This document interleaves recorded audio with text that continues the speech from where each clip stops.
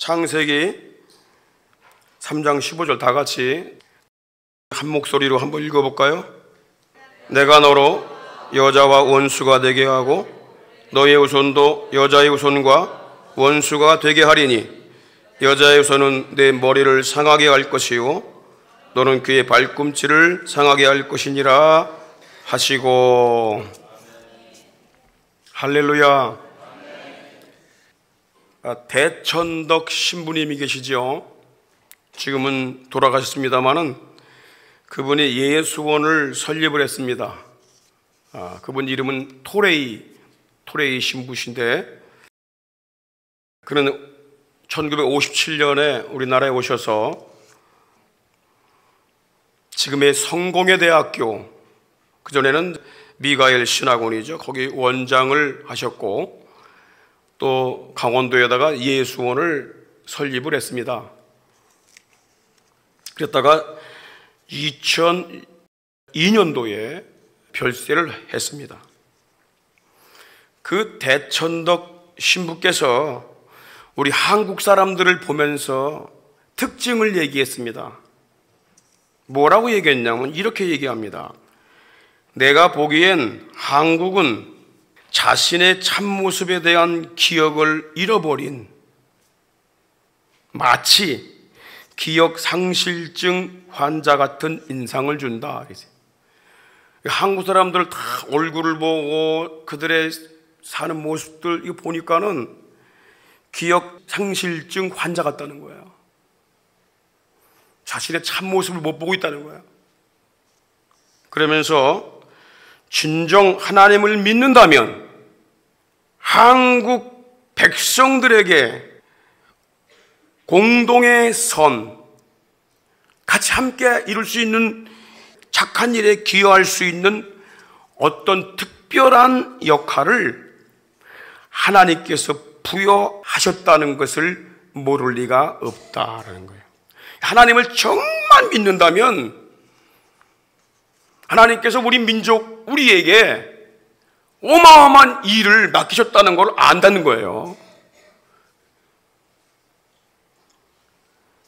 그러므로 한국인으로서 가장 시급한 것은 스스로를 재발견하는 것이다. 그리고 본연의 모습을 회복하는 일이다.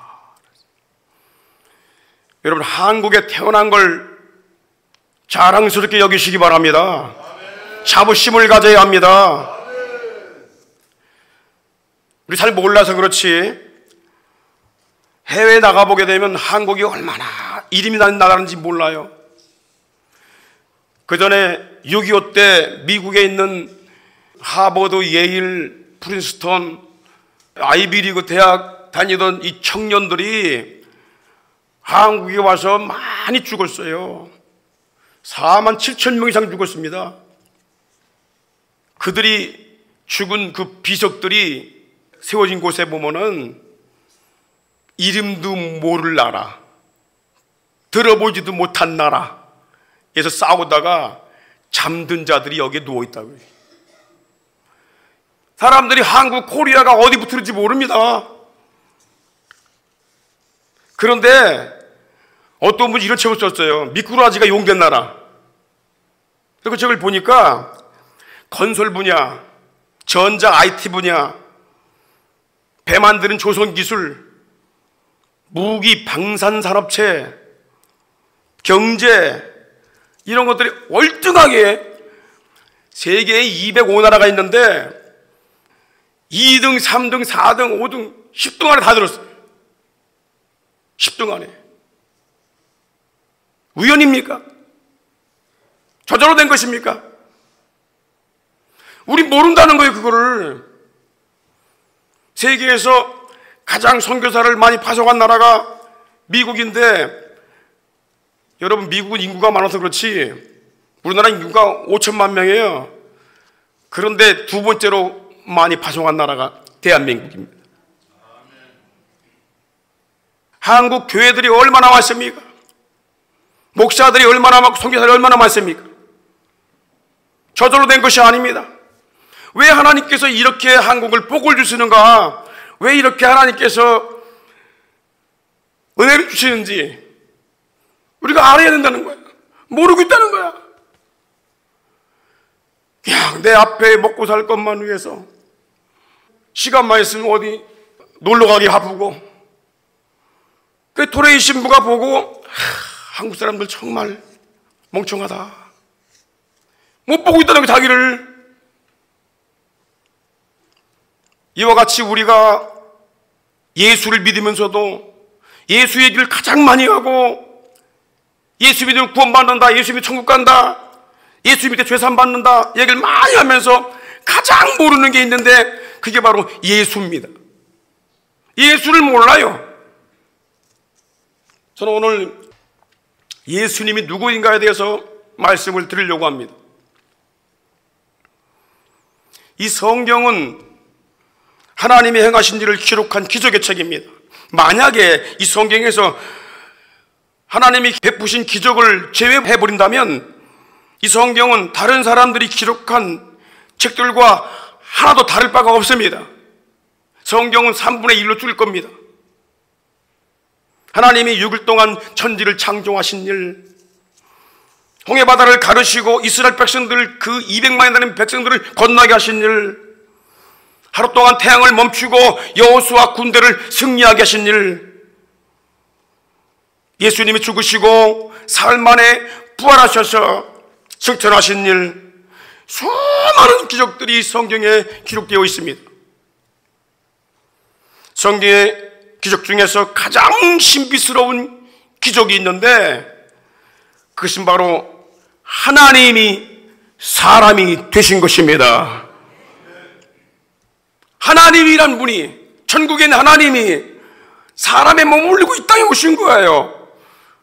그걸 영어로 인카네이션이라고 부릅니다. 성육신이라고 불러요. 그것이 기적 중에 가장 큰 기적, 이해할 수 없는 기적. 그래서 우리는 그걸 기적이라고 말하는 거예요. 이해가 안 되니까. 하나님의 아들이 사람의 몸을 입고 세상에 오신다는 이 말씀은 오늘 본문 말씀처럼 아담이 범죄한 직후에 주신 최초의 복음입니다. 내가 너로 여자와 원수가 되게 하고, 하나님께서 마귀에게 하시는 말씀이에요. 너의 후손도 여자의 후손과 원수가 되게 하려니 여자의 후손이 네 머리를 짓뭉개 버릴 것이다 라는 것입니다. 여기 너의 후손은 누구냐면 마귀의 지배 아래 출생할 모든 인류를 얘기하는 거예요. 모든 인류. 그리고 여자의 후손은 누구냐면 그 마귀를 결박하고 죄인들을 구원하실 하나님의 아들 예수 그리스도를 말씀하고 있는 거예요. 하나님은 마귀를 결박하고 죄인들을 건져낼 구원자를 보내시는데 이게 중요한 거예요. 결혼하지 아니한 처녀의 몸을 통해서 보내신다는 거예요. 그래서 기적이라는 거야. 생물학적으로 불가능합니다. 어떻게 결혼도 않고 남자를 모르는 처녀가 아기를 낳을 수 있을까요? 여자가 남자 없이 혼자 아이를 갖는다면 하나님이 창조한 우주 질서에 위배되는 아주 비과학적인 행위입니다. 그럼에도 불구하고 하나님은 예수님을 남자의 씨를 받지 아니한 처녀의 몸에서 출생케 하셨습니다. 마태복음 1장 24절 25절에 보면 이런 말씀이 있어요. 요셉이 잠이 깨어 일어나서 주의 사자의 분부대로 행하여 그 아내를 데려왔으나 아들을 낳기까지 동침치 아니했다고 그랬어요. 그리고 그 아이를 낳았는데 그 이름이 예수입니다. 그러니까 마리아라는 처녀가 소개받은 어떤 신랑과 정혼을 했어요. 약혼했다면 약혼한 사람은 딴 사람 못 만나지요. 결혼한 날짜 잡아놓고 이제 1년 뒤 결혼하자, 아니면 6개월 뒤 결혼하자, 뭐 3개월 뒤 결혼하자 이렇게 해놓고 이제 그 기간을 기다리고 있는 거 아니에요. 근데 그 기다리는 동안에 마리아가 배가 불러와요. 그래서 요셉이 저 여자는 나하고 결혼하기로 정혼까지 했는데 어떻게 배가 불러오지? 딴 남자를 만났는가 보다. 그걸 발설하게 되면은 그 여자는 돌에 맞아 죽어야 돼요. 요셉이 하나님을 잘 믿는 의로운 사람이에요. 그래서 저 여자 손해볼 수가 있으니까 내가 마음이 아프지만 그냥 없는 걸로 하자.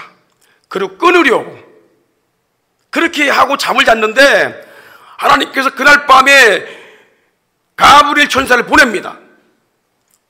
그래서 요셉에게 말씀하십니다.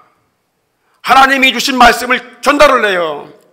다윗의 자손 요셉아, 내 아내들 마리아 데려오기를 두려워 말라. 그에게 잉태된 자는 성령으로 되었느니라. 나실 바 그 이름을 예수라 하라. 그래서 그 말에 순종해서 마리아를 데리고 들어와요, 자기 집으로. 그러나 오늘 말씀이 뭐라고 그래요? 주의 사자의 분부대로 그 아내를 데려왔으나 낳기까지 동침하지 아니했다, 앉았다는 거예요. 그래서 예수님은 처녀의 몸에서 출생한 거예요. 그러면 하나님이 예수 그리스도를 왜 처녀의 몸을 통해서 보내신 걸까? 이유가 있어요. 어떤 이유일까요? 이사야 7장 14절에 이런 말씀이 있어요. 주께서 친히 징조로 너에게 주실 것이라. 보라! 보라! 처녀가 잉태하여 아들을 낳을 것이요. 그 이름을 임마누엘, 하나님 우리와 함께 하시다 함이라 그랬어요. 왜 처녀의 몸에서 나게 하셨느냐면 하나님이 징조를 주기 위함이다 그랬어요. 징조. 이 징조란 말은 사인이란 말이에요. 표시, 증표. 여러분 요즘에 증거를 대라, 증표를 대라, 이런 거 많이 얘기하잖아요. 그러니까 예수님도 처녀에 출생한 것은 어떤 표시를 주기 위한 거라는 거야. 표시. 그 표시가 어떤 표시일까요? 첫째가 뭐냐면, 따라합시다. 예수님이 하나님이심을 알리시는 표시다. 예수님이 누구라고요? 하나님이시다. 따라합시다. 예수님은 하나님이시다. 이거 알아야 됩니다. 생물학적으로 인간은 남자와 여자의 결혼을 통하여 출생하도록 창조가 됐습니다. 그 세상에 태어난 사람은 모두 아버지의 성을 따라갑니다. 왜? 아버지의 씨를 받았기 때문에. 내가 아버지의 씨를 받았기 때문에 박씨가 되는 거예요. 박씨. 박씨 생명 받았다는 말이야. 그러나 예수님은 남자의 씨를 받지 않은 처녀의 몸에 출생했기 때문에 남자의 씨가 없어요. 그러면 누구 씨를 받고 태어났냐 말이야. 마태복음 1장 18절에 이런 말씀이 있어요. 예수 그리스도의 나심은 이러하니라. 그 모친 마리아가 요셉과 정혼하고 동거하기 전에 성령으로 잉태된 것이 나타났다. 성령 하나님께서 그를 마리아 몸에 생명을 부여하신 것입니다. 그래서 성령 하나님이 잉태하게 만드는 거예요. 하나님은 삼위일체 하나님이시에요. 성부, 성자, 성령. 성부 아버지 하나님, 성자 예수 하나님, 성령 하나님. 그래서 삼위일체 하나님이시에요. 그런데 그 중에 삼위가 되시는 성령 하나님께서 이위 되시는 성자 하나님을 마리아의 몸에 잉태했다는 얘기입니다. 왜 그랬을까요? 이유가 뭘까요? 그 이유는 하나님의 신분을 그대로 보존하기 위한 거예요. 하나님의 신분을, 누구의 씨를 받은 게 아니라 하나님의 신분을 그대로 유지하기 위해서 처녀의 몸에서 출생케 하신 것입니다. 여러분, 예수님이 출생하기요 700년 전에 이사야가 이렇게 예언을 합니다. 주께서 친히 너에게 징조를 주실 것이다. 보라, 처녀가 잉태하여 아들을 낳는다. 처녀가 아들을 낳는 징조를 주신다는 거예요. 그러면서 이렇게 말합니다. 그 태어날 아이가 누구냐? 이거를 이미 700년 전에 이미 말씀해 주고 있는 거예요. 이사야 9장 6절에 보니까 이는 한 아이가 우리에게 낳고 한 아들을 우리에게 주신 바가 되었는데, 그 어깨에는 그 아들, 태어날 그 아들 어깨에 뭐가 매있냐면은 정사, 통치권이 주어졌다. 여러분, 우리 군인이나 경찰이나 또 높은 직위 가진 분들은 이 제복을 딱 입을 때 어디에다가 통치권을 부여합니까? 그 사람이 계급 있다는 걸 어디에 부여해?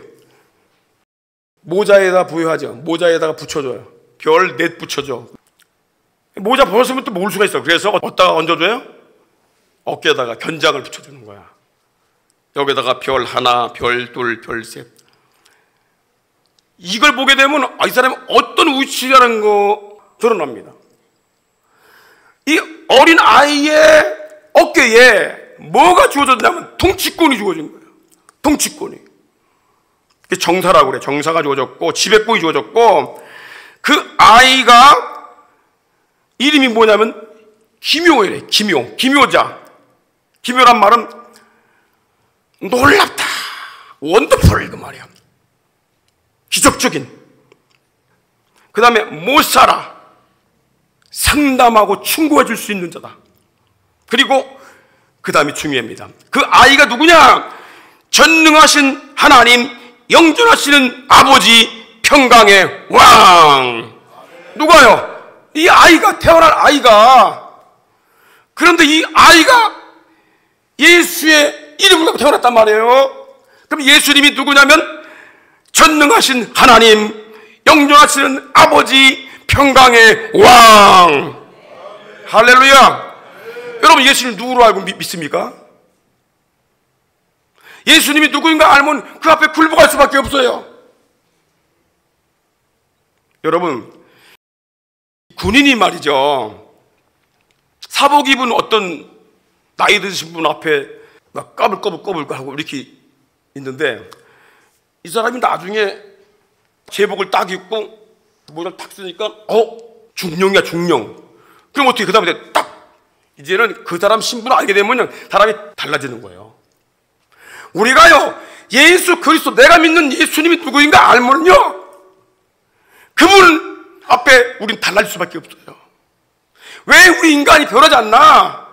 왜 우리 삶이 안 변하는가? 왜 인격이 안 변하고 옛날과 지금하고 삶이 변한 게 없는가? 내가 믿는 예수님이 누구인가 모르는 거예요. 그분 안다면은 난 그분 앞에 굴복할 수밖에 없고, 그분의 바지자락을 붙잡을 수밖에 없고, 그분께 간구할 수밖에 없는 것입니다. 할렐루야. 예수님의 제자 중에 의심을 가장 많이 한 사람이 있어요. 이름이 도마입니다. 예수님이 죽으시고 부활했는데 제자들이 다 봤다고 해도 안 믿는 거야. 내가 눈으로 봐야 믿겠다. 예수님 손에 내 못 박히는 거 봤는데 못 자국 내 만져봐야 되겠다, 내가. 그래야 믿겠다. 예수님께서 어느 날 그 제자들과 함께 도마가 있는데 거기 나타나셔서 그 의심하는 도마의 마음을 읽고 계셨어요. 우리가요, 어디 살든지 간에 예수님을 믿고 있나 안 믿고 있나 주님이 다 알고 계셔요. 하나님은 뭐예요? 영이시라고 그랬어요. 영은 안 계신 곳이 없는 거예요. 우리 마음을 꿰뚫어 보고 계셔요. 네가 믿고 있나 안 믿고 있나. 도마가 의심이 많으니까 예수님 나타나셔서, 도마야, 네 손을 내밀어 내 손을 만져봐라. 네 손을 내밀어 옆구리에 창자국을 봐라, 넘어봐라. 그리고 믿음 없는 자가 되지 말고 믿는 자가 되라. 그랬더니 도마가 할 말이 없잖아. 첫 마디 터져나온 그 말이 뭐냐면은 요한복음 20장 28절입니다. 도마가 대답하여 가로되 나의 주, 나의 하나님. My Lord, 마이 갓, 당신은 나의 주님이시고, 거기까지는 다 고백하지요. 주님이라는 말. 그런데 당신은 나의 하나님이십니다. 예수님을 가리켜서 뭐라고 했어요? 하나님이십니다. 예수님 말씀하십니다. 나를 본 자는 하나님을 보았거늘 어찌하여 하나님을 보이라 하느냐. 나를 본 자는 하나님을 본 것이다. 예수님 통해서 우리는 하나님을 보게 되는 것입니다. 하나님은 영이십니다. 안 보여. 그래서 예수님을 통해서 하나님을 보게 되는 거예요.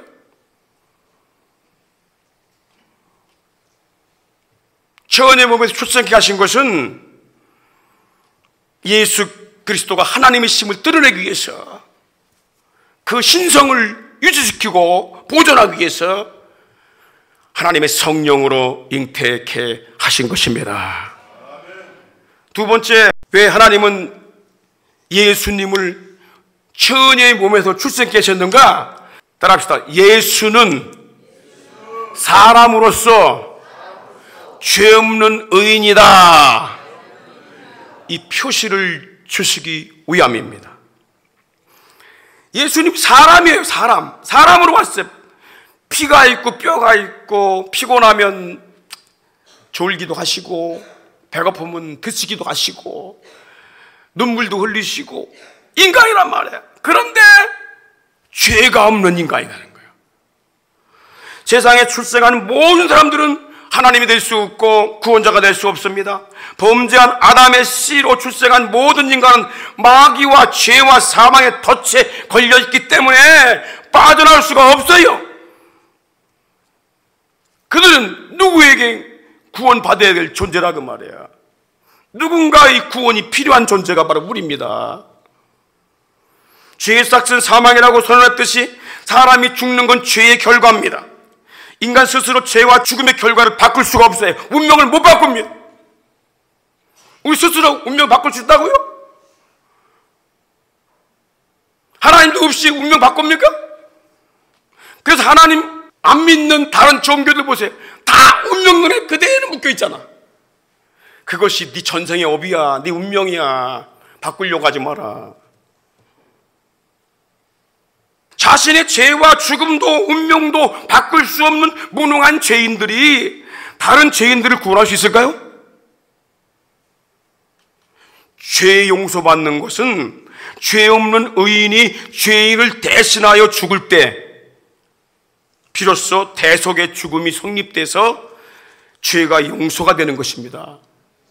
그런데 불행하게도 이 세상에는 죄 없는 의인이 한 사람도 없습니다. 로마서 3장 10절에 의인은 없나니 하나도 없으며 모든 사람이 죄를 범하였음에 하나님의 영광에 이르지 못한다. 한 사람의 죄로 말미암아 사망에 들어오고 이와 같이 모든 사람이 죄를 짓고 모두에게 사망이 이르렀느니라. 바꿀 수가 없다는 거예요. 뿐만 아니라 타락한 아담의 씨를 받고 출생한 사람들은 아담을 넘어뜨렸던 그 마귀의 종이 되는 것입니다. 일평생 마귀와 죄의 노예로 살아갈 수밖에 없는 것이 인간입니다. 그러므로 마귀와 죄와 사망에 눌려있는 백성들을 해방시키려면 그 마귀를 결박할 수 있는 권세가 있어야 되고 죄를 용서할 수 있는 자격이 있어야 되는 것입니다.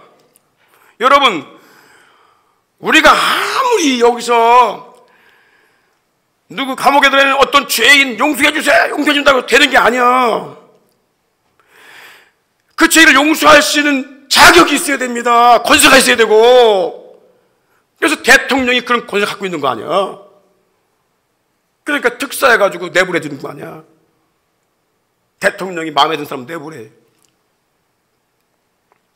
이 땅에서 마귀를 멸하려면 하나님의 신분과 능력을 가지고 있어야 돼. 인간은 마귀를 못 이깁니다. 아담도 못 이기는데 우리가 어떻게 이겨요? 죄 없는 아담도 못 이겼는데. 그리고 죄를 용서받으려면 의인이 되어야 됩니다. 네 죄도 용서 못 받는데 네가 누구를 위해 대신 죽어줘? 말이 안 되는 겁니다. 그래서 마귀를 멸하고 죄에서 자유케 하려면 신분이 하나님이야 하고 죄 없는 사람, 의인이 되어야 하는 것입니다. 하나님은 그 아들을 하나님의 신분과 능력을 보존하고 죄 없는 의인으로 보내시려고 처녀의 몸에서 아담의 씨를 받지 않은, 죄의 씨를 받지 않은 상태에서 성령으로 잉태하게 하신 것입니다. 그래서 누가복음 1장 35절에 천사가 대답하여 가로되 성령이 내게 임하시고 지극히 높으신 이의 능력이 너를 덮으시니 이러므로 나실 바 거룩한 자는 하나님 아들이라. 하나님의 신분을 가지고 있는데 그가 이 땅에 사람의 몸을 입고 나신다는 거예요. 그 예수님은 참 하나님이시고 참 인간이십니다. 우리와 똑같은 사람으로 출생했지만 그러나 아담의 씨가 아닌 성령으로 잉태하셨기 때문에 죄 없는 의인이십니다. 그래서 히브리서 4장 15절에 모든 일에 그분은 우리와 한결같이 시험을 받은 자로 돼 죄가 없느니라. 우리 예수님은 죄가 없는 분이야. 거룩하신 분이야. 하나님의 신분을 가진 의인이십니다. 죄 없는 의인이기 때문에 그분이 죄를 대신하여 십자가에 못 박혀 죽였을 때 죄인들이 용서받을 수 있는 효력이 발생이 될 수 있었던 것입니다. 그러므로 베드로전서 3장 18절 이렇게 말씀합니다. 그리스도께서 한 번 죄를 위하여 죽으사 뭐 때문에 죽었다고요? 이 땅에 죄 없는 몸으로 오셔서 왜 죽습니까? 오늘 죽는 건 죄 때문에 죽는 건데.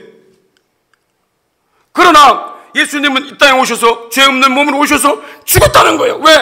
죄를 위하여. 우리 죄를 위하여, 여러분의 죄를 위하여. 할렐루야.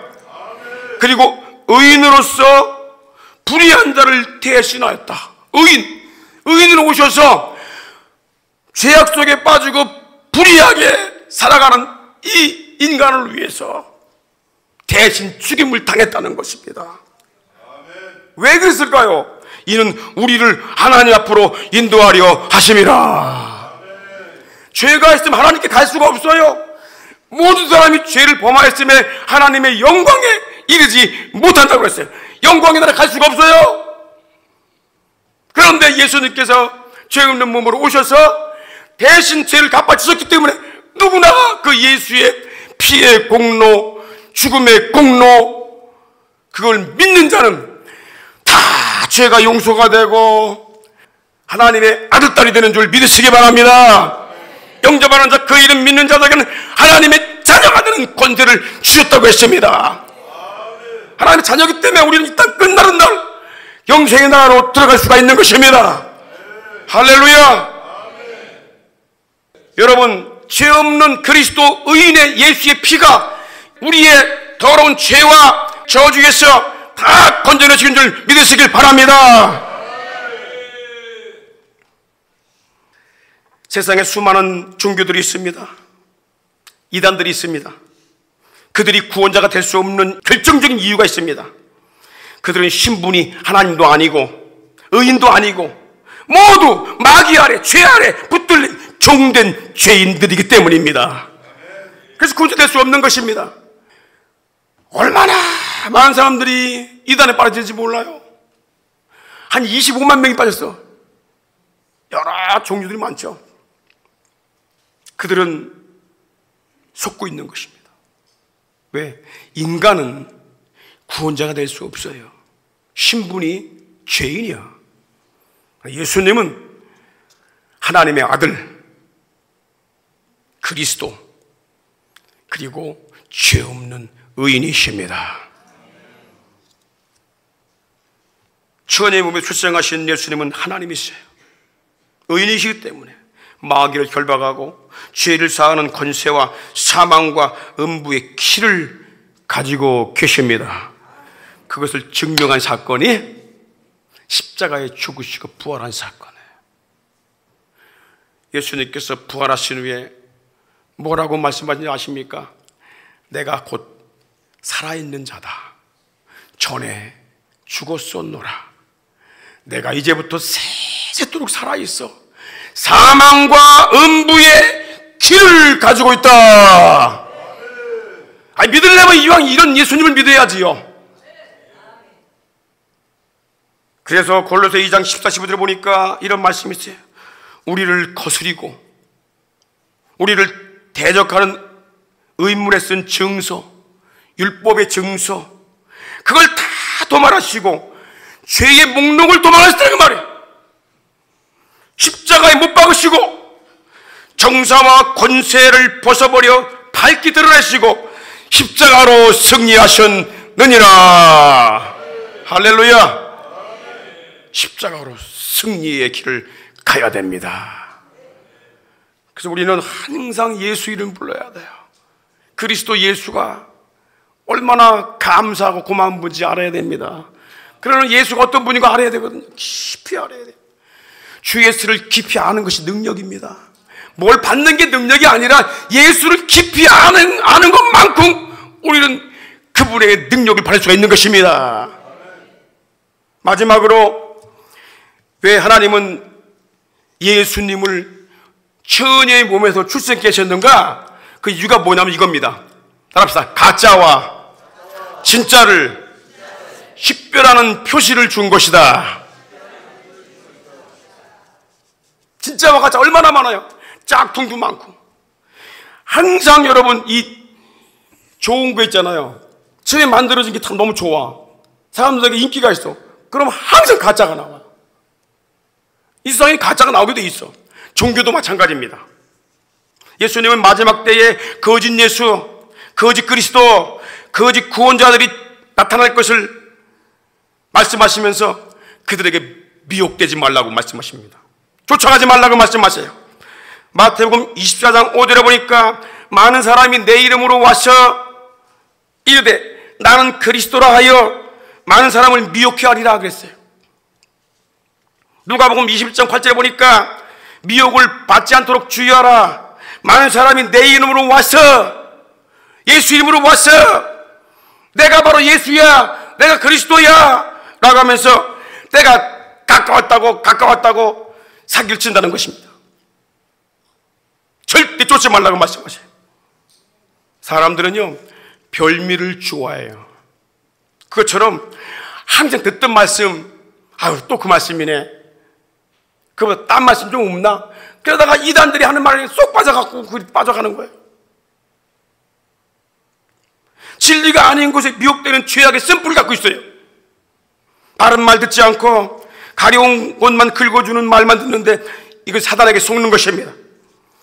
디모데후서 4장 3, 4절에 보니까 때가 이르르니 사람이 바른 교훈을 받지 아니하며 귀가 가려워서 자기의 사욕을 쫓을 스승을 많이 두고 또 그 귀를 진리에서 돌이켜 허탄한 이야기를 쫓으리라. 그러니까 우리는요 성경에 있는 그 아주 은혜스러운 사람들, 영웅들 이름을 잘 못 외워도 그냥 뭐 TV 나오는 뭐 탤런트니 뭐 영화배우니 가수니 또 뭐 특별한 사람들 이름은 제일 알고 있어요. 그 사람들이 했던 말, 그것이 나에게 한번 마음에 위안을 줬어. 인간적인 말이. 그 사람을 또 외우고 그 사람 얘기를 또 막 얘기해 그러네. 우리 예수님은 여러분의 죄를 사하고 새 생명 주신 분입니다. 요만큼 운이 좋다고 그 사람을 갖다 예수님처럼 막 떠받들고 막 이야기하면 되겠어요, 이거? 바른 교훈 안 받는다는 거야, 마지막 때는. 예수님이 승천하신 후에, 부활하시고 승천하신 후에 동시대에 살았던 고린도 교회 교인들 중에도 이 거짓 복음에 미혹된 자들이 있었습니다. 고린도서 11장 4절, 만일 누가 가서 우리의 전파하지 아니한 다른 예수를 전파하거나 혹 너희가 받지 아니한 다른 영을 받게 하거나 혹 너희가 받지 아니한 다른 복음을 받게 할 때는 너희가 잘 용납하는도다. 이 사도 바울이 기가 막힌 거예요. 자기가 전도해가지고 세운 교회가 고린도 교회인데 나중에 보니까 다른 예수 따라가고 있고 다른 영을 받고 있고 다른 복음을 따라가고 있어. 사람이 한 그 말에 기가 쏠깃한 거야. 사이비 이단들의 교주들은 자신을 재림주 혹은 성령 혹은 그리스도 혹은 구원자라고 주장하며 기독교와 교회 형태를 모방하여 많은 사람들을 미혹을 합니다. 그러면 한 가지 물어볼게요. 그렇게 주장하는 그 사람이, 그 교주가 진짜인지 가짜인지, 맞는지 안 맞는지 무엇으로 식별할 수 있을까요? 그가 정말 참 그리스도인지 참 예수인지, 정말 구원자인지 거짓말쟁인지 무엇으로 구별할 수 있을까요? 이겁니다. 하나님이 주신 증표가 있어야 합니다. 그 증표가 뭡니까? 여자의 후손, 처녀의 몸에서 출생했느냐 안 했느냐, 그겁니다. 하나님은 각 시대마다 거짓 구원자, 거짓 예수, 거짓 그리스도가 나올 걸 아시고 그것들을 식별할 수 있는 증표를 주셨는데, 그것이 바로 여자의 후손으로 온다는 그리스도입니다. 여자의 후손으로 오지 아니한 자는 다 누구의 후손이냐? 마귀의 자손이고 죄의 자식들이다 말이야. 구원자 될 수 없다는 거예요.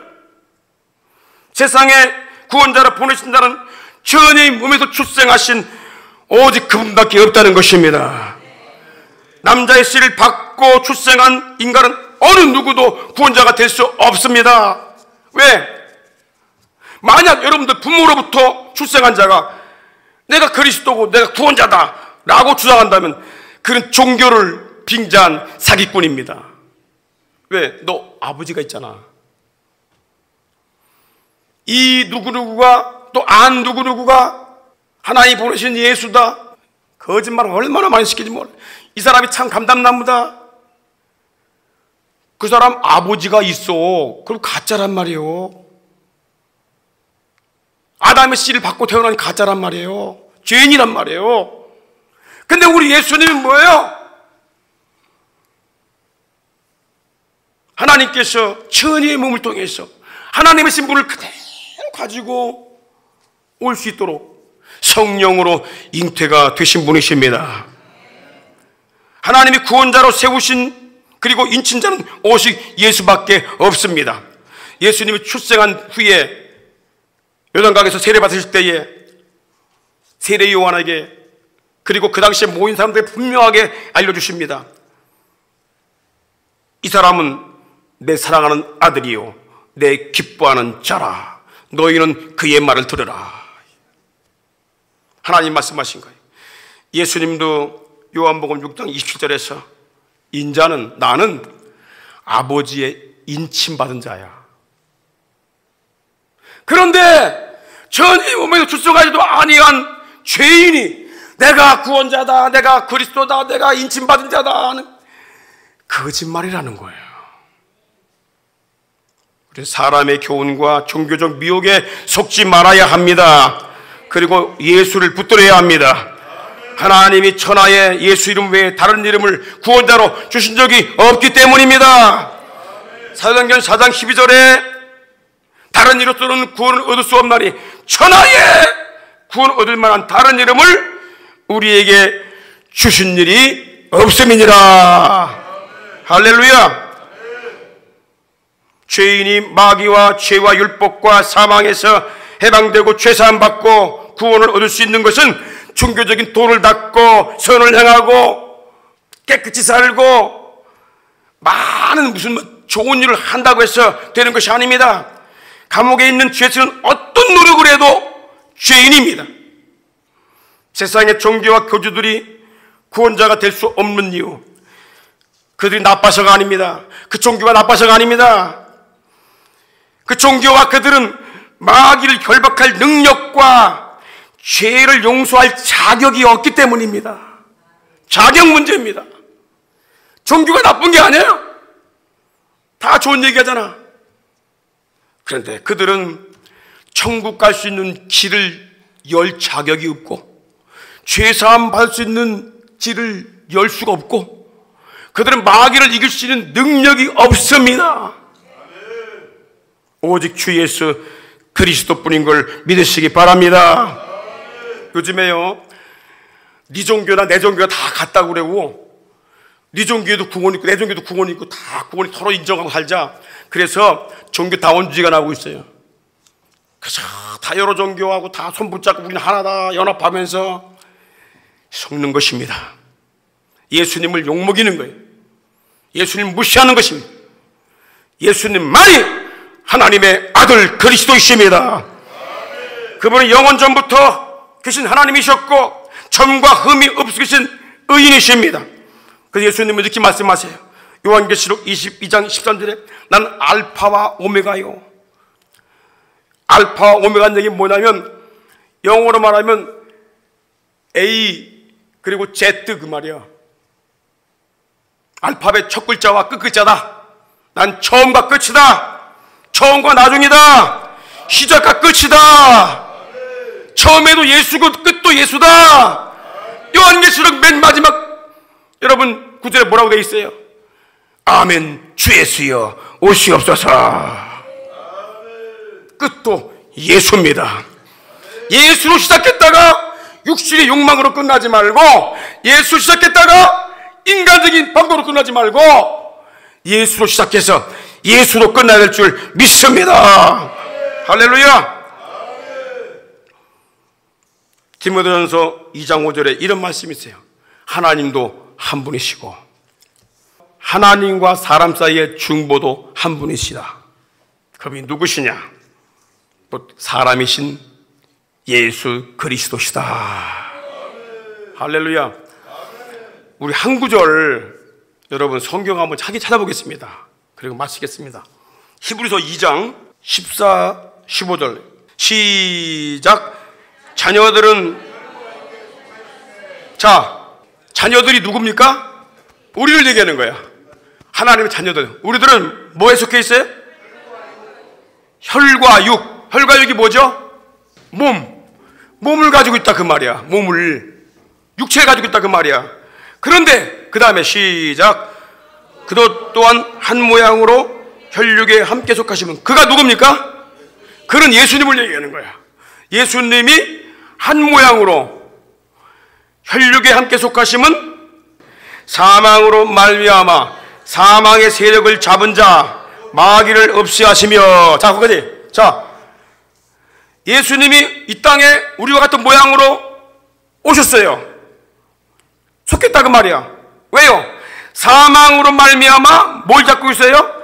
사망의 세력을 잡은 자 마귀를 없이 하려고. 예수님 오신 목적이 분명하죠? 분명합니까? 아멘입니까? 그 다음에 히브리서 시작. 죽기를 무수함으로 일생에 매여 종노릇하는 모든 자를 놓아주려 함이니. 자 뭐야?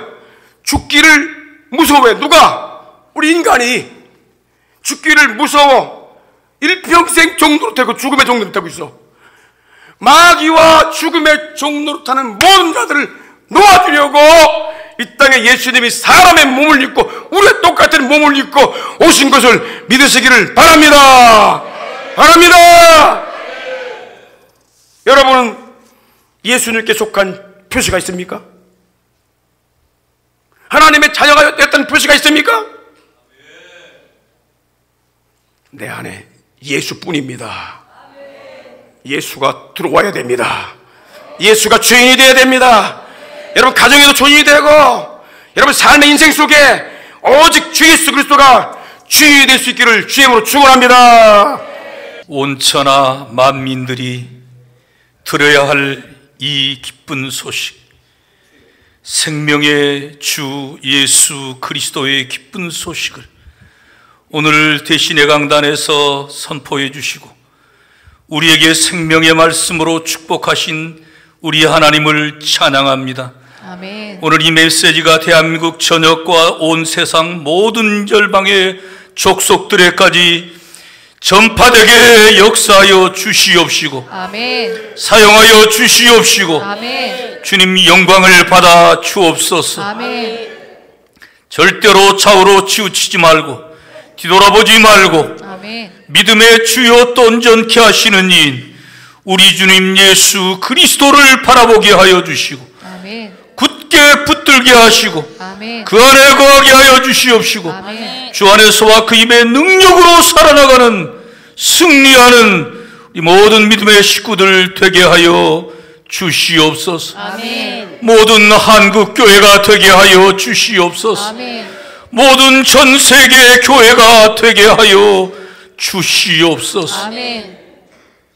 사랑하는 귀한 성도들, 국내에 있든지 국외에 있든지 병상에 있든지 주님의 은총의 품 안에서 이 복음을 모두 누리게 하여 주시고 온 가정의 식구들이 이 복음으로 구원받게 하여 주시고 천국을 누리게 하여 주시고 아멘. 원수막이 장난하지 못하는 능력의 가정들로 직장들로 사역들로 일어나게 하시옵소서. 아멘. 오늘도 어린 양 예수의 피가 우리의 심령을 적시고 가정을 덮어주시고 사역과 직장을 덮어주시옵소서. 아멘. 지금은 우리 주 예수 그리스도의 크신 은혜와 하나님 우리 아버지의 극진하신 사랑하심과 성령님의 감동 감화 충만 교통하심이 사랑하는 우리 모든 대신의 가족들 심령 가정 사역 산업들 위에와 이 땅에 주의 표로 사신 모든 교회들 위에와 전 세계 복음 전선에 파송된 모든 선교사님들과 우리 목사님 신방하실 가시게 될 캄보디아의 귀한 두 교회 위에 이제로부터 영원토록 함께 있을지어다. 아멘.